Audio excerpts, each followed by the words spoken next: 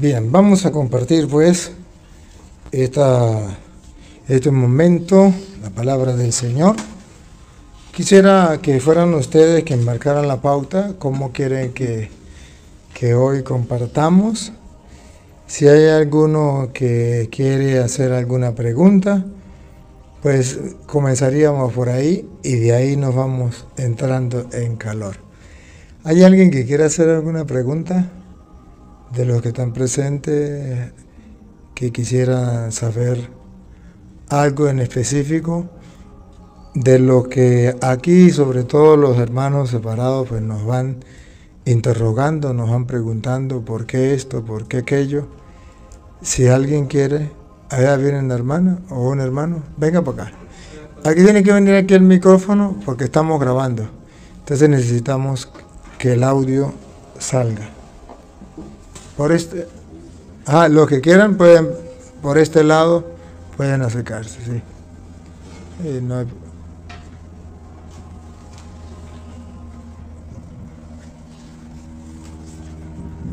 Es una pregunta que me hicieron a mí y que no supe cómo contestarla, y yo creo que usted sí nos puede ayudar. ¿Por qué nosotros en la Iglesia Católica bautizamos a los niños pequeñitos? Muy bien, gracias por su pregunta. Si hay otro que quiere hacer una pregunta, puede hacer la colita aquí y cuando termine, pues hace la pregunta. Bien, ¿por qué bautizamos a los niños dentro de la iglesia? Porque el bautismo para nosotros, según dice la Biblia, en San Marcos capítulo 1, versículo del 9 en adelante, cuando Jesucristo se bautizó, ahí da una explicación teológica para qué es el bautismo. Observen ustedes, queridos hermanos, que nuestro Señor Jesucristo no necesitaba ser bautizado, pero se bautizó para algo. ¿Y qué sucedió cuando Él se bautizó? Y si ustedes y yo observamos qué sucedió cuando Jesús se bautizó, entonces ustedes y yo entenderemos la razón teológica del bautismo. Precisamente para eso Jesús se bautizó, para que haya una razón teológica, para que cuando alguien le pregunte, ¿usted por qué se bautiza?, usted pueda decir, por esto y por esto. La muestra, un botón. Jesucristo el Señor se bautizó para esto.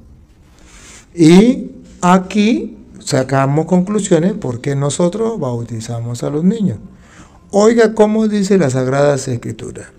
Se les respeta lo que digan los hermanos separados. Y que ellos no quieran creerlo es el problema de ellos. Pero yo le estoy hablando a los católicos para que sepan por qué. Y a los hermanos separados para que sepan por qué. Si no se convierten, esos problemas de ellos. Quisiera que se convirtieran. Y para eso les muestro la palabra del Señor. Pero si no, no le podemos poner un revólver en el pecho. Pero sí le podemos poner la palabra de Dios enfrente. ¿Para qué? Teológicamente, según la Biblia, según la enseñanza de nuestro Señor Jesucristo, ¿para qué el bautismo? Óiganlo. Este es el comienzo de la buena nueva. No, San Marcos capítulo 1, versículo 9. Oh, versículo 9. Sí. Okay. En aquellos días Jesús vino de Nazaret, pueblo de Galilea, y se hizo bautizar por Juan. Aquí está. Se hizo bautizar por Juan. Ahora miren la razón de por qué en la Iglesia Católica bautizamos, basado en este texto de las Escrituras. Óiganlo. En aquellos días Jesús vino de Nazaret, pueblo de Galilea, y se hizo bautizar por Juan en el río Jordán. Oigan lo que viene, la razón teológica. Al momento de salir del agua, Jesús vio los cielos abiertos. En primer lugar, la razón teológica por la cual nosotros nos bautizamos es porque la Biblia dice que cuando Jesucristo se bautizó, vio los cielos abiertos. Entonces, la Iglesia Católica saca una conclusión. El bautismo nos abre las puertas del cielo para nosotros poder entrar. Porque Jesucristo, sabemos, Él podía entrar al cielo. Y el cielo no se abrió para Él, se abrió para nosotros. ¿A través de qué? Del bautismo. Segunda razón teológica. Jesús vio los cielos abiertos. El Espíritu bajaba sobre él como lo hace la paloma. Esa es la segunda razón teológica. Jesucristo tenía el Espíritu Santo. Lo tenía. Pero cuando Él se bautiza, ¿para qué se bautiza si Él tiene el Espíritu Santo? Se bautiza para que haya la razón teológica, el fundamento para todos los cristianos de todos los tiempos. ¿Cuál es el fundamento? Que al bautizarse, no solamente las puertas del cielo se abren, sino que además tenemos la certeza, la garantía, la firmeza de que el Espíritu Santo viene sobre nosotros, de alguna manera tan evidente como una paloma.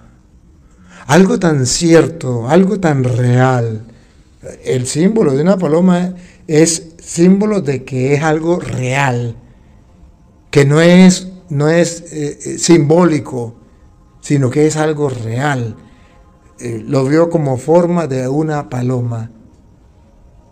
Viene a nosotros el día del bautismo. Jesucristo no lo necesitaba. Él ya tenía el Espíritu Santo. Y aquí está la tercera razón teológica. Mientras se escuchaban estas palabras del cielo, tú eres mi hijo. Del cielo, Dios dice, tú eres mi hijo. Pregunto, ¿es que Jesucristo antes del bautismo no era hijo de Dios? Sí lo era. Sí lo era. Entonces, ¿por qué esa voz del cielo, tú eres mi hijo? Para que todos los cristianos sepan la razón de por qué el bautismo. Que cuando nosotros nos bautizamos, Dios que está en el cielo pasa a ser nuestro Padre y nosotros pasamos a ser sus hijos. Por eso Jesucristo en San Juan capítulo 3 versículo 5 dice que hay que nacer de nuevo, del agua y del Espíritu, y ustedes lo van a ver. Aquí vemos que la voz dice, este es mi hijo. Razón teológica, todo bautizado, al ser bautizado se le abren las puertas del cielo. Entonces pregunto, ¿se debe bautizar los niños? ¿Hay alguna razón teológica? Sí, para que se le abran las puertas del cielo.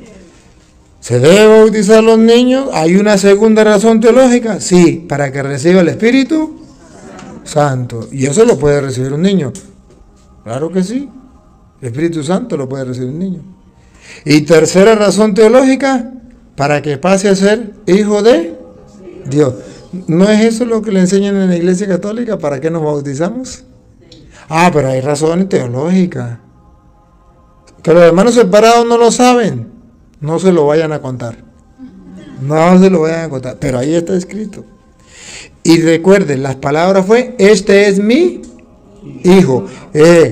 Según dice la Escritura, cuando uno se bautiza pasa a ser hijo. Dios lo llama hijo. Entonces pasa a ser hijo adoptivo de Dios. Entonces es cuando Jesús dice, un nuevo nacimiento. nacimiento. Cuando nació por primera vez, nació de papá y mamá, de la carne. Ya lo van a escuchar. Y cuando se bautiza, nace por segunda vez, no de la carne, sino del Espíritu. Es decir, tiene a Dios por Padre. Escúchenlo como dice San Juan capítulo 3, versículo 5 en adelante. Si quiere, cambiemos de puesto para que ella también lea. Usted pasa para acá y yo paso para allá. Ahorita le damos chance a lo que lea este pasaje, viene y hace la preguntita aquí. ¿Sí? Vamos a ver. Yo le tengo micrófono. Jesús le contestó: en verdad te digo, el que no renace del agua y del Espíritu no puede entrar en el reino de Dios. Otra vez, paren la oreja. Vamos a escuchar aquí lo que el maestro, aquel que usted y yo llamamos Señor, y que los hermanos separados también lo llaman Señor. ¿Qué dice el Señor? Otra vez. Jesús le contestó: en verdad te digo. En verdad te digo significa no hay mentira, no hay engaño. Usted lo puede creer firmemente porque el que es el camino, la verdad y la vida lo dijo. En verdad te digo, no lo dudes, créelo. ¿Qué me dice? El que no renace del agua y del Espíritu no puede entrar en el reino de Dios. El que no renace. Entonces Jesucristo aquí dice que hay que volver a nacer. Por eso cuando Jesús se bautiza, escucha la voz que dice: este es mi Hijo. Eso es un renacer. Cuando nacemos de la carne, somos hijos de papá y mamá. Cuando nos bautizamos, nacemos del agua y del Espíritu, somos hijos de. Entonces la voz dice: este es mi Hijo. Todo bautizado pasa por esa etapa. Ser hijo de Dios. El que no renace del agua y del Espíritu, renace. Aquí no dice a qué edad. Aquí la única condición para volver a nacer hay una sola. No dice la edad. La única condición que pone la Biblia para uno nacer del agua y del Espíritu, agua y Espíritu significa bautismo. Para uno ser bautizado y nacer del Espíritu, agua y Espíritu, una sola es la condición: haber nacido de la carne. Dice, el que no renace. ¿Por qué bautizamos a un niño? Porque ya nació de la carne. ¿Puede nacer del Espíritu? Sí, porque para nacer del Espíritu, lo único que pide la Biblia es que haya nacido de la carne. El que no renace, hay que renacer. Para renacer, debe haber nacido. ¿Un niño ya nació? Sí. ¿Puede volver a nacer? Sí. Ya nació de la carne, ahora puede nacer del Espíritu. Y sigue. Lo que nace de la carne es carne. Nació de papá, nació de mamá. Es hijo de papá, es hijo de mamá, nació de la carne. Es carne. Pero aquí viene la razón teológica por qué bautizamos a los niños. Y lo que nace del Espíritu es espíritu. Por eso dijo, este es mi Hijo. Cuando se nace del Espíritu, se pasa a ser hijo de Dios. Se nació del Espíritu. Un niño recién nacido es hijo de papá y mamá, es carne. Como un toro, como una vaca, como un perro, como un loro. Pero cuando es bautizado, adquiere una condición más grande que cualquier criatura. Pasa a ser hijo de Dios. Entonces ya nosotros, al ser hijo de Dios, ya hay una dicha, una alegría. Los hermanos separados no saben la razón teológica de por qué el bautismo. Entonces vienen a decir, no hay que bautizar a los niños. Pero ¿sabe la razón teológica del bautismo? ¿Por qué Jesucristo nos dejó el bautismo? ¿Para qué? Y eso no lo escribí yo. Ustedes están observando que esto lo dijo el Señor. Ese que los hermanos separados dicen que es su Señor. Cree en el Señor Jesús. Pues cree en el Señor Jesús significa, hágale caso. Cree en el Señor Jesús y será salvo. Nosotros los católicos le creemos al Señor Jesús y hacemos lo que Él manda. Los que no creen son hermanos separados, que no le creen al Señor Jesús. Dicen, yo creo en el Señor Jesús, pero no le hago caso.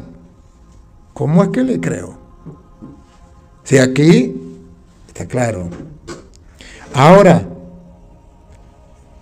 hay alguna cita donde nos deje ver que podemos bautizar a los niños. Sí, en Mateo capítulo 28, versículo 19. Vamos a ver a Jesucristo el Señor cuando manda a bautizar. Cuando Él manda a bautizar, ¿cómo es que manda a bautizar? Como dicen los protestantes, solo a los adultos, o como dicen los católicos, a todos. Ustedes les voy a prestar los lentes míos para que ustedes, alcáncenme la agüita esa, hágame por favor. Aquí que está aquí en el suelo. Esa, gracias. Les voy a mostrar en la Biblia. Cuando el maestro manda, quítele la tapita, hágame por favor. Cuando el maestro manda a bautizar, verán ustedes que el maestro no tenía en su mente la idea protestante, la doctrina protestante, solo los adultos. Esa doctrina viene después. Pero en el principio no fue así. En el principio, ¿cuál fue la doctrina? ¿Cuál fue la enseñanza? Escúchenlo. Vayan pues y hagan que todos los pueblos sean mis discípulos. Que todos. Esa es la doctrina de Jesucristo. Que todos. Ahí están metidos los niños. Los protestantes dicen, menos los niños. ¿Pero en qué parte lo dice? Donde dice solo los adultos. Yo no lo encuentro.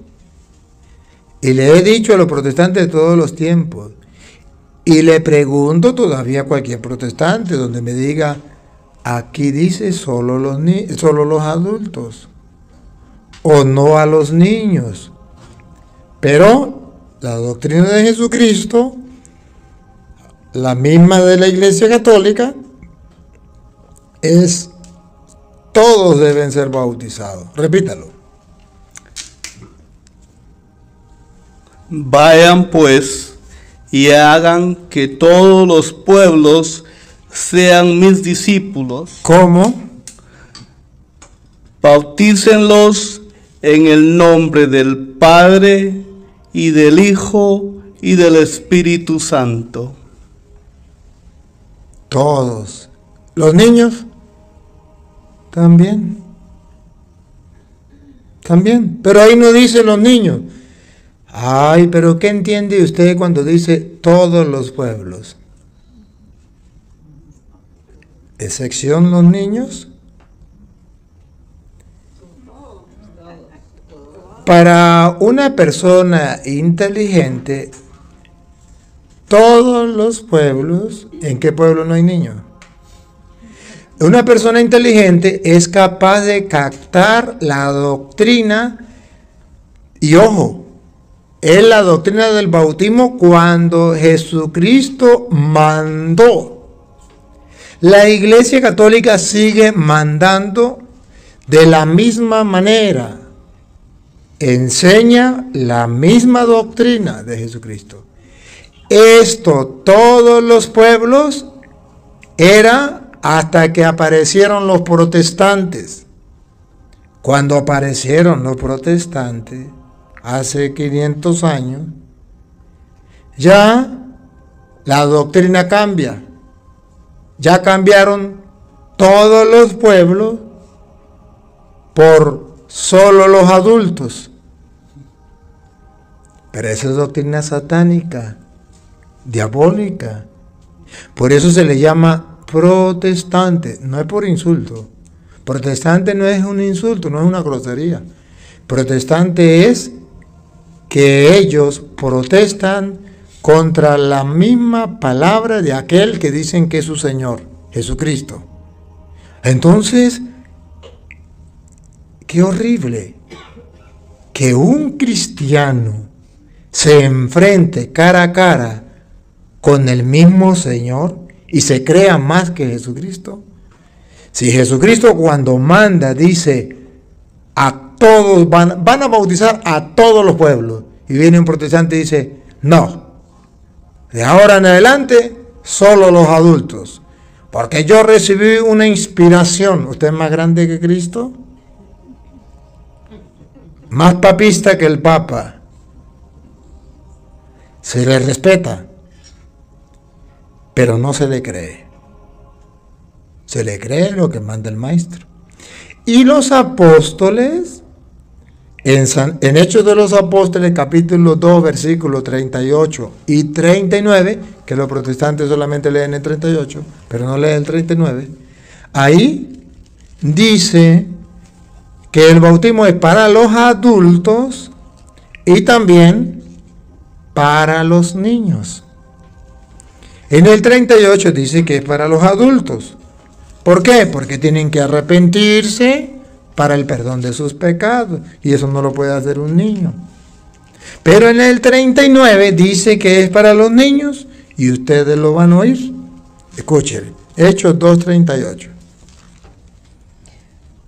Pedro les contestó: arrepiéntanse y que cada uno de ustedes se haga bautizar en el nombre de Jesús, el Mesías, para que sus pecados sean perdonados. Aquí no hay discusión. Aquí se está hablando de los adultos. Arrepiéntanse y háganse bautizar para el perdón de los pecados. Aquí la Iglesia Católica dice, sí, es verdad, ahí dice los adultos. Ajá, pero ¿dónde dice la Biblia que los niños? En el versículo que viene. Paren la oreja. Porque el don de Dios es para ustedes. Adultos. Es para ustedes, adultos. Pero aquí está la razón teológica, bíblica, para los protestantes que quieran conocer la verdad. Para ustedes, otra vez, repítalo, pero no corra. Porque el don de Dios es para ustedes. Ahí están los adultos, ahora listo para que vean los niños. Y para sus hijos.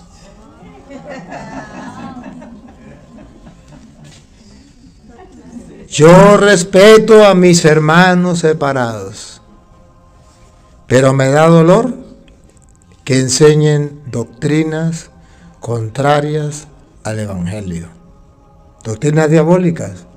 Por eso se llama protestantes, porque aquí dice para los hijos. Pero entonces dice el hermano separado, en ese afán por hacerle caso a lo que dice el pastor, dice, señor cura, pero ahí no dice que los niños usen la inteligencia que Dios le ha dado. ¿Qué significa sus hijos? Los mayores de 12 años.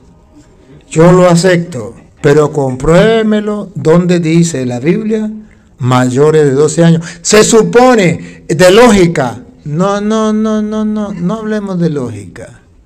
Hablemos de las Sagradas Escrituras. ¿No dicen ellos que son bíblicos? Que son cristianos evangélicos. Cristianos porque le creen a Cristo y evangélicos porque creen en el Evangelio. ¿Y por qué no le creen? No es que los católicos no sabemos nada de Biblia y que ellos conocen la Biblia al derecho y al revés. ¿Por qué no lo demuestran? Aquí dice, es para ustedes y para sus hijos. Pregunto, ¿a partir de qué edad el niño es hijo suyo? ¿A partir de los 12? Desde que nace. Entonces repita, ¿es para ustedes? y también para todos aquellos No, niña, repita, significa vuélvalo a leer.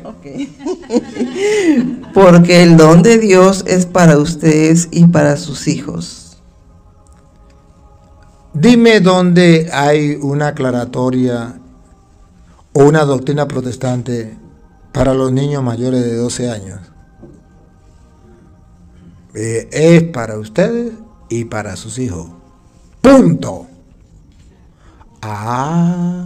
La Iglesia Católica lo cree, lo vive, lo practica y lo enseña. Respeta a los hermanos separados, los respeta. ¿Qué vamos a hacer? Un revólver, una pistola, poner en el pecho y hágalo de por las buenas o de por las malas, eso no lo podemos hacer. Lo que sí podemos hacer es que escuchen a través de los videos, a través de la enseñanza, para que el que tenga ojos vea y el que tenga oídos oiga. Así lo mandó Jesucristo. Vayan por todo el mundo y prediquen el evangelio a toda criatura. El que crea y se bautice se salvará. El que no será condenado. El que se resista a creer. Si no quieren creer, ¿cuál es el problema? A mí Dios me va a pedir cuenta. ¿Qué me va a pedir cuenta? Que como sacerdote yo les predique la palabra de Dios y les muestre con capítulos y versículos dónde está la doctrina en la iglesia. Si no quieren creer, eso no es problema mío. Yo prediqué la palabra del Señor y el mundo entero, a través de las redes sociales, ha de saber que yo cumplí con mi deber. ¿Que ellos no quieren creer? Bueno, ahora vamos a darle chance a la hermana que pregunte.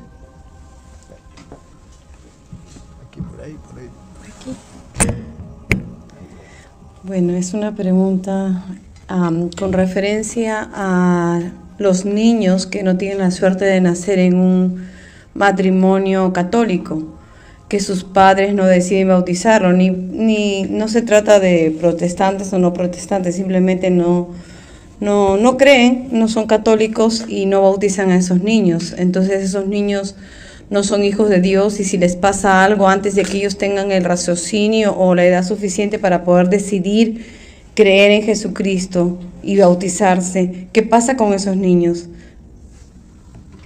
Y la segunda pregunta, para de una vez ya no molestar más, con respecto a la lectura que dice que será para ustedes y para sus hijos,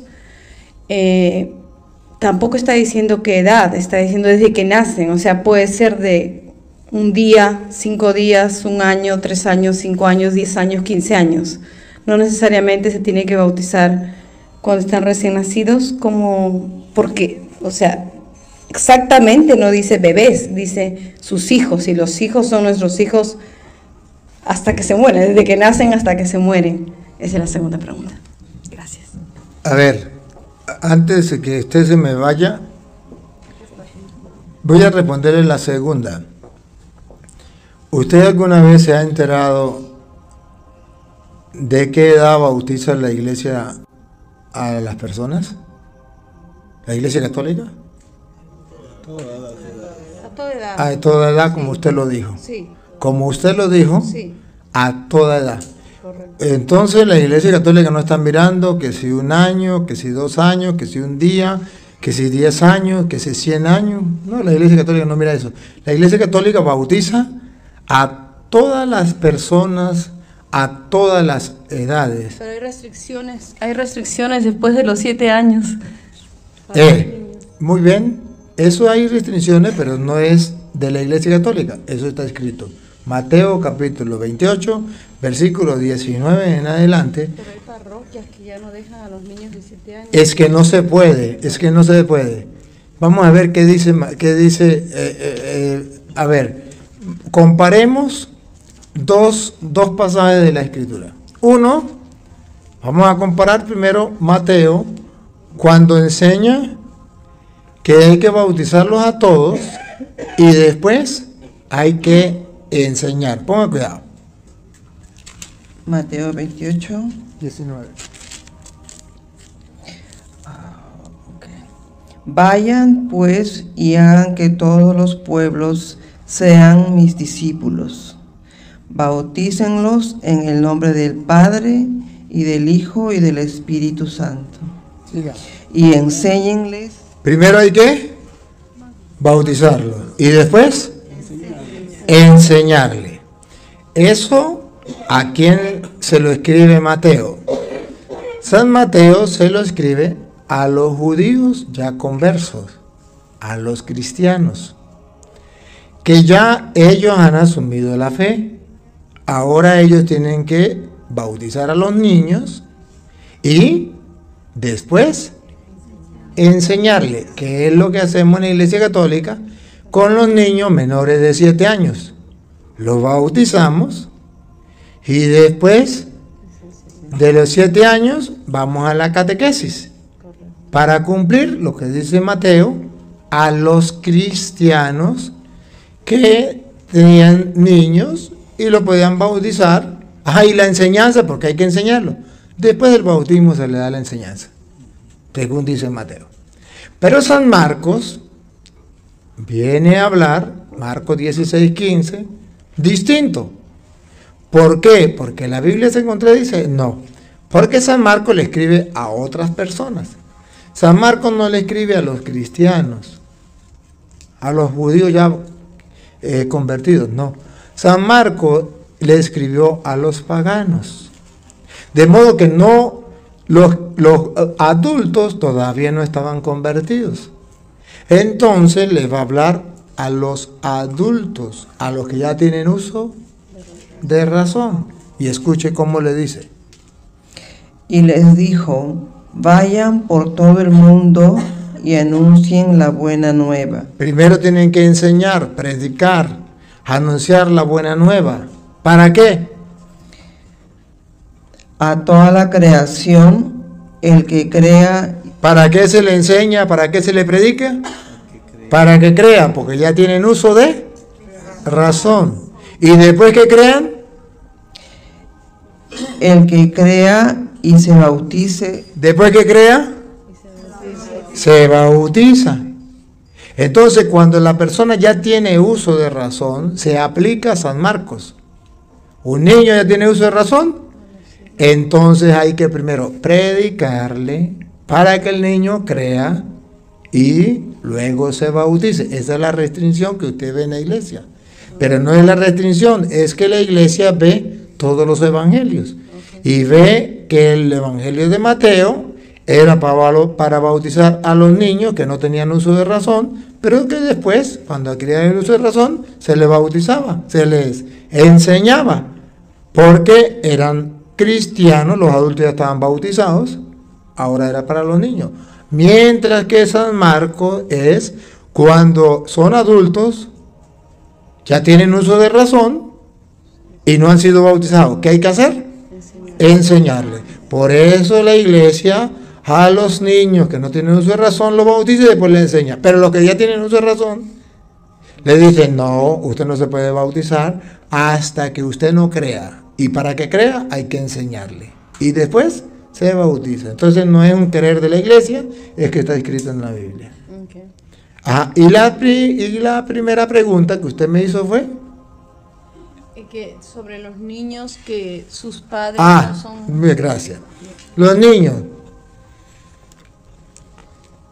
Un niño, usted tiene, vamos a ponerle, usted tiene un hijo, Dios le libre, de 2 años y su vecina tiene un hijo de 2 años y son los 2 niños amiguitos. Usted tiene una pistola, también se le llama aquí pistola, ¿verdad? Para matar, ¿sí, no? O una pistola. Y la tiene, y usted ve que el niño de 2 años suyo agarró la pistola delante suyo y le puso la pistola en el cerebro o en el corazón al otro niño. La mira usted y le va a meter un tiro, y usted sabe que la pistola está cargada, usted sabe que le va a disparar, sabe que la va a matar, y mata al niño delante suyo. La Biblia dice que el asesinato es un pecado mortal. Pregunto, ¿ese niño tiene un pecado mortal? No. ¿O ese pecado la tiene la mamá que lo estaba viendo y no le quitó el arma? Exacto. La mamá. O sea, que no es culpa del niño. Y si ese niño, ahora pregunto, ¿y si ese niño se muere, ¿para dónde lo mandamos? Pero lo mataron, el niño mató al otro. Sí, pero no es culpa. Entonces, ¿quién tiene la culpa? Los padres. Entonces, cuando un niño muere sin bautizo, no es culpa del niño. Es culpa de la mamá. Y ella tiene que pagar, y su papá tiene que pagar, porque le hicieron un mal, dejaron de hacerle un bien. Y ese es un pecado de papá y de mamá, que así como le dio el alimento corporal, también tenía que preocuparse por el espiritual. Que así como le dieron la vida material, también tenían que darle la vida espiritual. Entonces, si no lo hace, para eso papá, Dios le nombró papá y mamá para que educara, para que formara a los hijos, para que los llevara por el buen camino. Si no lo hace y los conduce al mal, es problema de ellos. Pero es culpa de papá y mamá. Otra preguntita. Bueno, ahí mismo. Okay. Es acerca de María. ¿Cuál? ¿La vecina o...? De la Virgen María, perdón. Cuando la Virgen María, el día de la Anunciación, ella está llena del Espíritu Santo, ella recibe el Espíritu Santo y está llena del Espíritu Santo rebosante. El día de Pentecostés, ¿qué es lo que recibe la Virgen María si ella ya estaba llena del Espíritu Santo? Allí la Virgen María estaba el día de Pentecostés, según dice Hechos de los Apóstoles, capítulo 1, versículo 14 en adelante. Usted verá qué dice la Biblia sobre la Virgen María. Usted verá que ella ejerce una función importante allí. Escuchemos. Todos ellos perseveraban juntos en la oración, en compañía de algunas mujeres, de María, la madre de Jesús. ¿Ella qué hacía? Bienvenidos. ¿Ella qué hacía? Acompañar a los discípulos de Jesús en el momento en que estaban pasando por la prueba. Le habían quitado al maestro. Estaban solos. En ese momento de decepción, de tristeza, de angustia, ella los apoyaba, ella los acompañaba.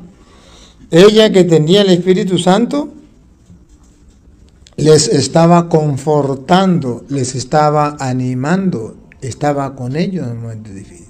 Y luego, usted verá que cuando en el capítulo 2, versículo 1 en adelante, viene el Espíritu Santo, ella está ahí con ellos. Pero los que según dice la Biblia, reciben el Espíritu Santo allí y actúan, son los apóstoles, porque ella ya lo tenía.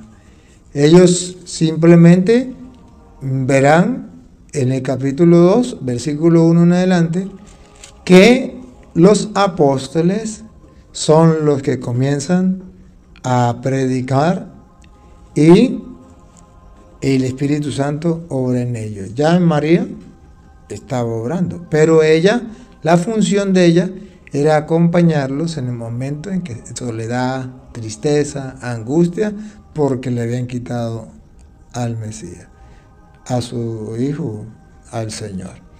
Y son los apóstoles y los que estaban allí presentes, en representación de la iglesia, que reciben esa gracia del Espíritu Santo. ¿Hago otra preguntita? Aprovechen de preguntar por qué. Venga para acá.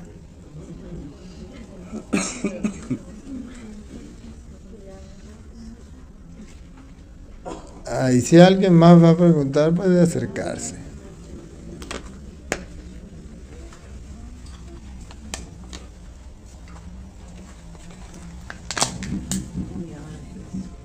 Bueno, mis nietos, su madre es cristiana y mi hijo es católico. Se oponían a que se bautizaran los niños. Por fin se bautizó el primero y cuando nació el segundo también lo hicieron. Pero mi pregunta es, hasta ahí quedaron. Uno de mis hijos lo escogieron para que fuera padrino de bautizo y mi hijo le contestó, ¿van a seguir ustedes las enseñanzas católicas o se van a quedar con las cristianas? Mi hijo dijo, no, el niño va a seguir siguiendo la religión de la mamá. Entonces mi hijo se opuso a ser padrino de ese niño. Entonces no encontraban un padrino y mi esposo dijo, con tal de que se bautice, yo voy a ser su padrino. Pero después del bautismo no volvieron a pisar la iglesia ninguno de los dos. ¿De quién es la culpa? ¿De los padres o de los padrinos que su obligación es guiarlos para su religión? Primero debo hacerle una corrección. Los cristianos somos los católicos. ¿Por qué somos los católicos los cristianos? Porque tenemos 2000 años y venimos de Cristo. Ellos no son cristianos verdaderos, sí son cristianos protestantes. Pero que usted me diga católico y ellos cristianos es un error garrafal, porque hasta el año 1520 ellos no existían, no vienen de Cristo. Ellos nacieron con el protestantismo, son protestantes. Los cristianos somos nosotros.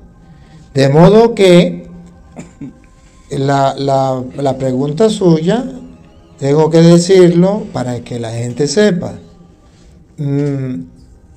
La pregunta está mal formulada. Sería, ¿usted está decidido a seguir en la iglesia protestante y sus hijos en la iglesia protestante, o sus hijos siguen la iglesia cristiana verdadera, que es la iglesia católica? Pero es necesario que corrijamos esa forma de hablar que es incorrecta. O podríamos no caer en la misma de ellos, sino podríamos hablar de cristianos católicos y cristianos protestantes. Cristianos católicos somos los verdaderos, 2000 años desde Cristo. Los protestantes no son los verdaderos. Son cristianos simplemente porque se bautizaron. Simplemente por eso son cristianos, y todo bautizado es cristiano. Pero nosotros somos los auténticos cristianos que venimos de Cristo. Por eso somos verdaderos cristianos. Ahora bien, ciertamente en la Iglesia Católica se enseña que debe haber un padrino y una madrina. Padrino viene de padre, madrina de madre. Compadre, con el padre. Comadre, con la madre. Eso significa que el padrino debe preocuparse con el padre de la educación del hijo. La madrina con la madre. ¿Por qué la iglesia coloca padrino y madrina? Porque la iglesia sabe que hay padres que son ateos, otros que son protestantes. Y dice, ¿cómo me aseguro yo que este niño va a crecer en la fe católica, en la fe cristiana. Entonces vamos a colocarle un padrino, que si no lo hace el padre, lo hace el padrino, que si no lo hace la madre, lo hace la madrina. Entonces el padrino debería, si no lo hace el padre, preocuparse por hablar con el niño y mostrarle la fe de la iglesia cristiana verdadera, que es la católica. Ese debería ser. ¿De quién es la responsabilidad si ninguno lo hizo? Es responsabilidad del papá, de la mamá, del padrino y de la madrina. Es responsabilidad de los dos.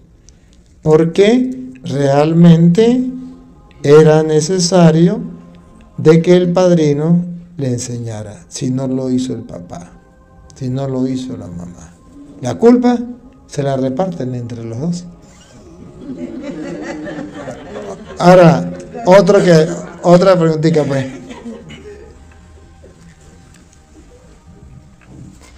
Yo quiero saber qué piensa la iglesia de la meditación y la yoga. La iglesia piensa que la meditación es necesaria, urgente entre los cristianos. Y se ha practicado a lo largo de toda la historia de la iglesia, la meditación. Pero la iglesia está en contra del yoga. Está en contra del yoga. Porque el yoga viene del yo. Es una meditación hasta profundizar dentro de mí para encontrarme con yo. Entonces, me voy metiendo en concentración, en meditación, hasta encontrarme con el yo. La Iglesia Católica enseña lo contrario. Yo me voy en meditación, me meto en meditación profundo, hasta lo más profundo de mi ser, para encontrar allá en lo más profundo de mi ser el tú, Dios. Y esa es la diferencia entre el yoga y la meditación cristiana.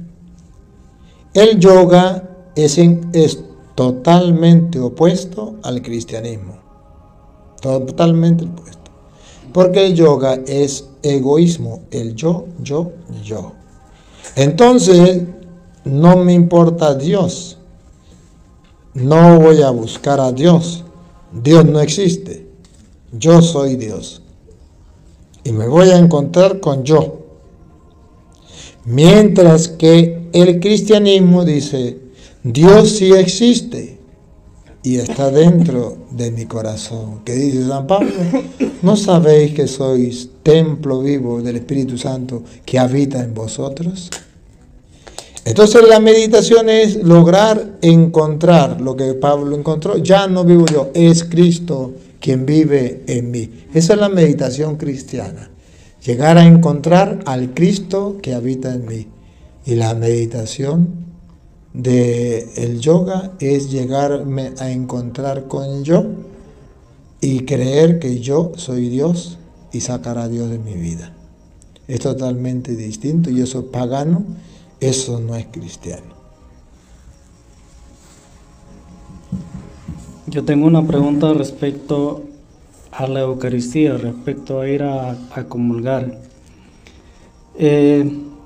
Yo he escuchado siempre y lo creo de esta manera, pero hay en algunas iglesias donde quieren que las personas vayan a comulgar y que no se queden sentadas. Los padres se enojan porque no van a comulgar, aunque no se hayan confesado. Yo sé lo que dice en 1 Corintios 11:27, por tanto el que come el pan o beba la copa del Señor indignamente, peca contra el cuerpo y la sangre del Señor. Pero quiero saber su opinión respecto a esto, respecto a que en algunas parroquias pasa de esa manera. La Santa Madre Iglesia Católica nos enseña que ustedes y yo debemos comulgar siempre y cuando estemos en gracia de Dios. Y nos enseña, debemos confesarnos para estar en gracia de Dios cada mes, cada 2 meses, máximo cada 3 meses. Entonces, si yo no he cometido un pecado mortal, pero tengo 3 meses sin confesarme, de todas maneras tengo que barrer la casa. Aunque no haya llegado un carro lleno de mugre y lo haya tirado ahí en la cocina, de todas maneras pasar de 3 meses sin barrer la casa, me siento mal. Y cuando barro la casa encuentro mugre.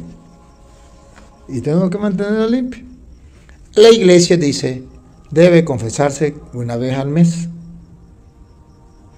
para comulgar. Puede comulgar todo el mes si no ha cometido pecado mortal. Cada 2 meses puede confesarse. O hasta 3 meses usted puede comulgar sin confesarse.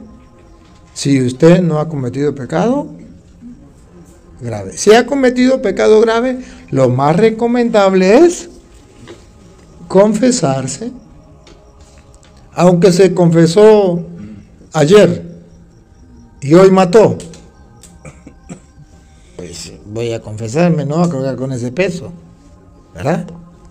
Ahora, ¿qué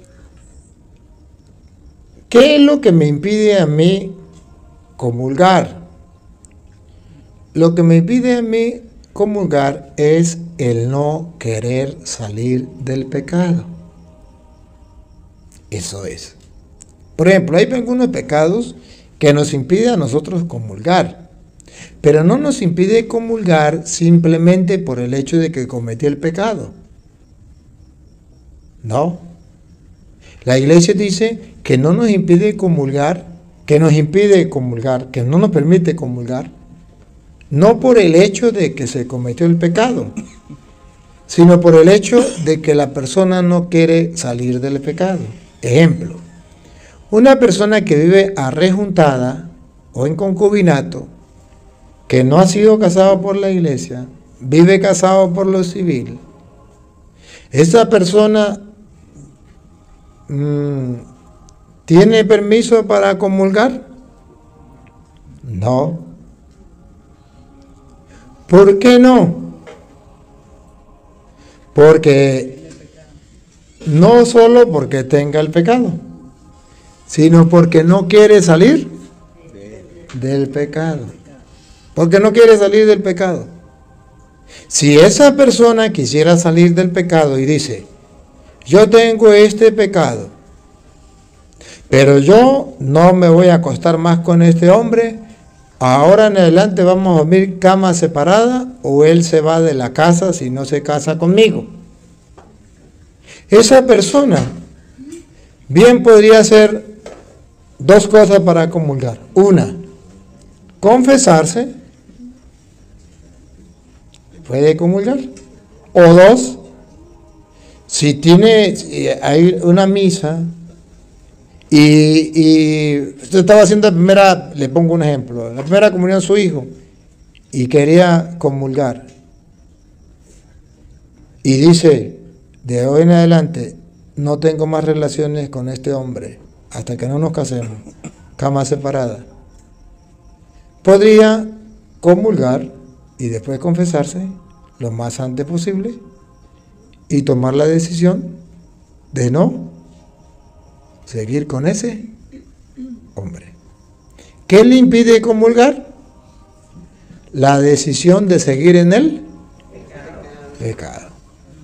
Por eso, ¿quiénes son los que no pueden comulgar? Los que viven arrejuntados, porque nunca van a tomar la decisión de salir de ahí. Van, comulgan y vuelven a acostarse en la noche con la pareja.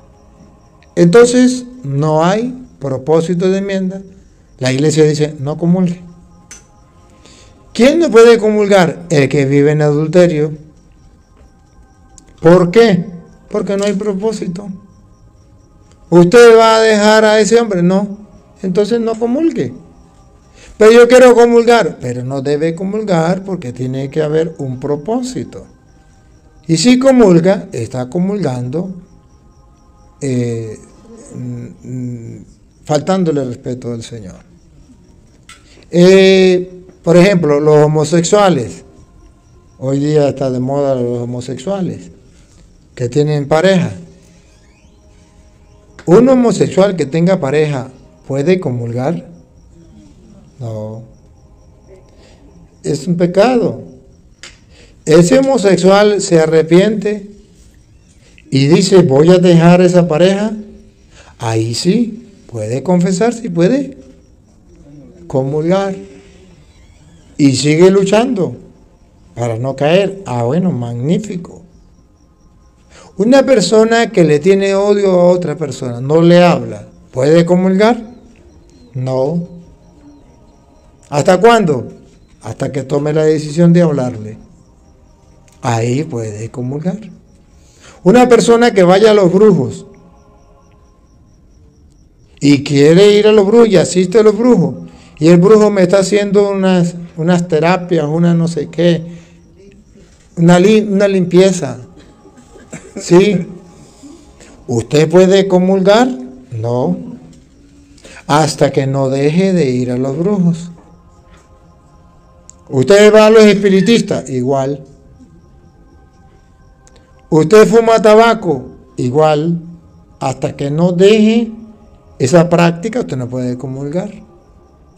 Porque le impide el no querer salir de ese pecado. Le impide. El asesino mató y dice, yo voy a seguir matando. El ladrón robó y yo voy a seguir robando. No puede comulgar. El borracho se embriagó y yo voy a seguir embriagando. ¿Usted va a dejar el alcohol? No, yo no. No, usted no debe comulgar hasta que usted no deje ese pecado. Lo que le impide es la no conversión. ¿Qué es la conversión? Reconozco que esto es un pecado y quiero salir de este pecado. Padre, pero yo vivo en adulterio y yo quiero comulgar y yo no voy a dejar esa pareja. Yo voy a seguir y yo voy a comulgar. La iglesia, los curas le van a dar la comunión. La iglesia no se lo puede prohibir. Yo soy homosexual, tengo mi pareja, pero yo voy a comulgar. Vaya, el cura le tiene que dar obligatoriamente la comunión. Solamente le dice, usted no debería comulgar. Pero yo quiero comulgar. Le da la hostia. ¿Por qué? Porque según dice San Juan capítulo 13, versículo 26, si que lo leemos desde el 25, el maestro no le negó la comunión a Judas. Y eso que sabía que Judas estaba decidido a venderlo. Pero ¿qué pasó cuando Judas recibió la hostia y no había el deseo de conversión? Óigalo. 25, ¿right? Sí. Les he dicho todo esto mientras estaba con ustedes. En adelante, el Espíritu Santo, el intérprete que el Padre... Usted está leyendo 13...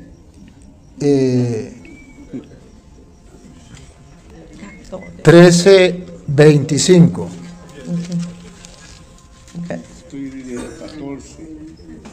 Okay. Se volvió hacia Jesús y le preguntó.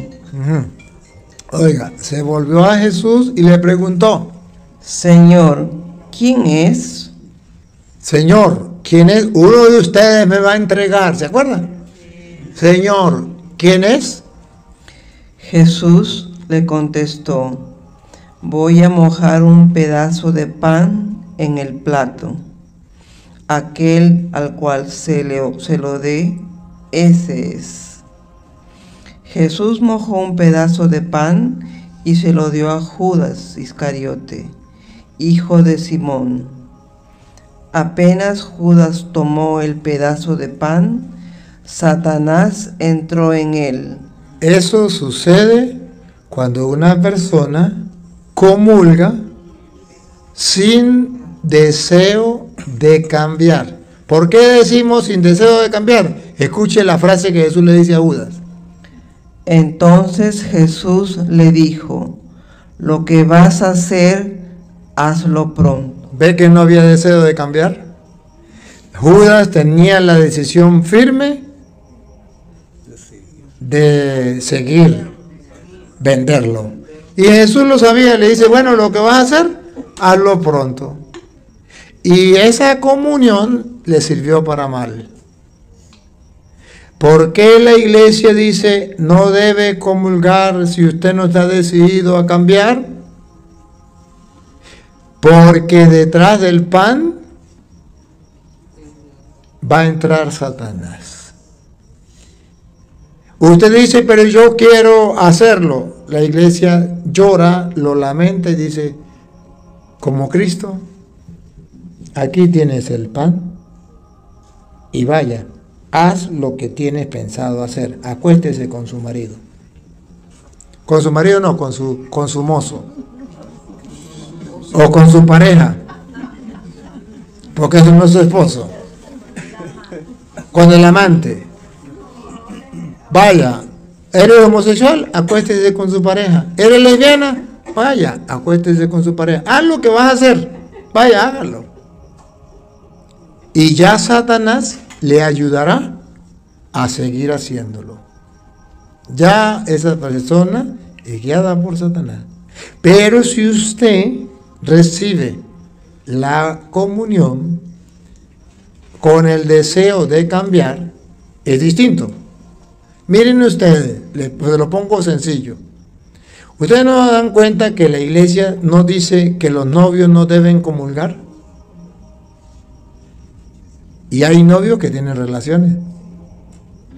Igual que los que están viviendo en concubinato. ¿Cuál es la diferencia? Si los dos tienen relaciones, ¿cuál es la diferencia? Que el novio y la novia están arrepentidos. Tuvieron relaciones y dijeron, volvimos a caer. Señor, yo quiero levantarme. El hombre, la muchacha le dice al hombre, me siento sucia, me siento mal, no quiero volver a caer. Él le dice, yo también. Vamos a confesarnos. Vamos a confesarnos. Van y se confiesan con el sincero deseo de salir de eso. Y se proponen y luchan una semana, 15 días, un mes. Volvieron a caer. Se vuelven a confesar. Porque el deseo no era caer de nuevo. El deseo era luchar. Y ahí sí puede confesar. Y ahí sí puede. Pero vuelve a caer. Es que ¿para qué dejó la confesión el Señor? Para los que íbamos a volver a caer. ¿Y cuántas veces nos va a perdonar? 70 veces 7. Ah, pero entonces vamos a pecar para que el Señor nos perdone. No. ¿Se acuerdan qué definición tiene la iglesia de santo? Distinta a los protestantes. La definición de los santos, según los protestantes, es el que no peca, el impecable.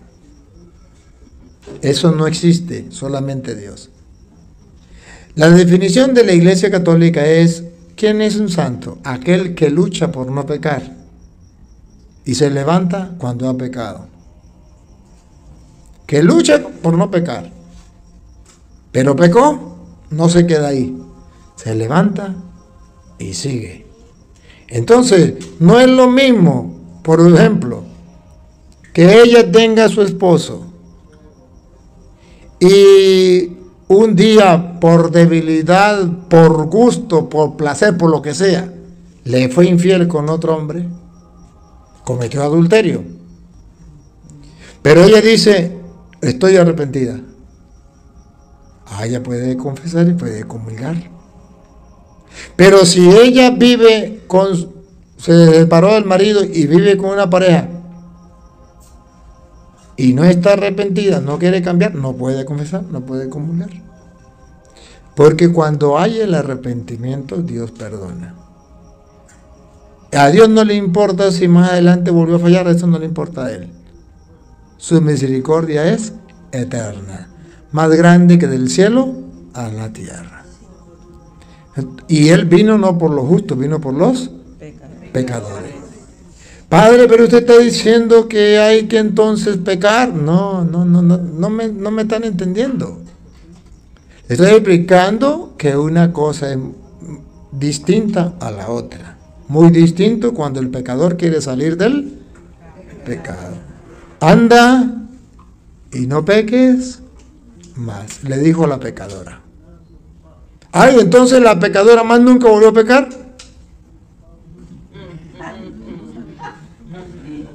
Ni se supo, ¿verdad? Pero sabemos que era humana y a lo mejor no pecó en eso, pero pecó en otra cosa, ¿no? Pero anda y no peques más. Eso es lo que el Señor quiere de nosotros. Eso era porque la pregunta era si, ¿cómo era la pregunta? Para recordarme. Se me fue cómo era la pregunta. Están hablando de eso de que algunos padres le dicen a la gente que vayan a comulgar sin necesidad de confesarse. Algunos padres le dicen que vayan a comulgar sin necesidad de confesarse. Eso no es correcto. Eso es hacerle daño a la gente. Y si el sacerdote lo hace por no sentarse a confesar, yo no quiero estar en el lugar de ese sacerdote. Porque ¿para qué Dios le dio la ordenación sacerdotal? ¿Para qué lo constituyó sacerdote? Para dos cosas, según dice Hebreos 5:1 en adelante. 1, para ofrecer dones y sacrificios por los pecados. 2, para ofrecer ofrendas. Y si Él no está dispuesto para perdonar los pecados del pueblo, ¿para qué se ordenó? Ciertamente, hermano, y yo pido perdón a los laicos, pido perdón, porque la mayoría de sacerdotes se les olvidó para qué se ordenaron. Y están muy ocupados. No tienen tiempo para confesar porque están muy ocupados. Tienen que atender la oficina, tienen que atender la universidad, el liceo, no sé qué será lo que tienen que atender, pero están muy ocupados. ¿Cuánto tiempo le dedica un sacerdote a la confesión en su parroquia? Media hora, 1 hora. ¿Cuántos feligreses tiene? Bastante. ¿Cuántos desean confesarse? Bastante. ¿Por qué dedica media hora? ¿Por qué dedica 1 hora a la confesión?